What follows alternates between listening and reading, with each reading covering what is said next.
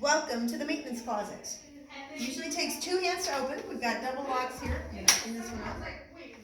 Inside the door is a list of co-op daily cleaning tasks to make sure they're done.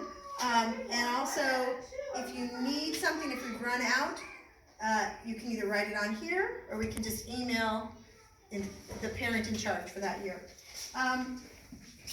Most everything you need in the cabinet is right, or in the closet is right here on this co-op daily cleaning supply shelf, which is labeled.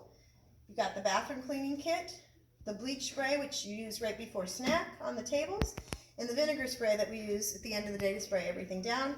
Also the trash bags for the end of the day. Some of the other things you might need are up here: the paper towels, vacuum cleaner bags. If the vacuum cleaner seems heavy or isn't working real well, check the bag. It's usually just got a lot of sand in it and you need a new bag. The only other things you might need during the day, the tissues are labeled here. The extra cleaning supplies are really for bigger jobs or other days. Most of the stuff up here is stuff that the teachers use. So your main area that you need to know are these 2 shelves. And of course, I'm going to step out so Paul, you can show the wall. Everything's labeled. There's brooms and mops. There's extra small brooms for the kids and small mops for the kids if they want to help you at the end of the day for cleanup. And of course we have the work sink here, so that's where after you've done the mopping, everything gets dumped in. The only other thing to mention that's a little confusing sometimes for people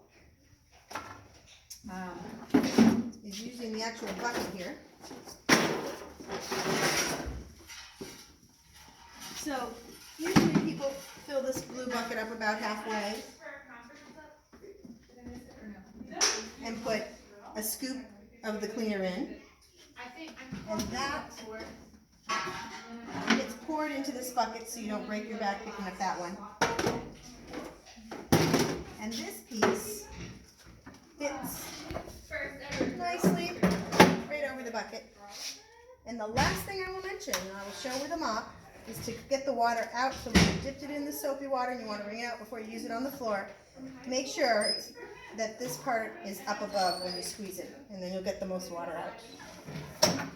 Paul, have I forgotten anything? No.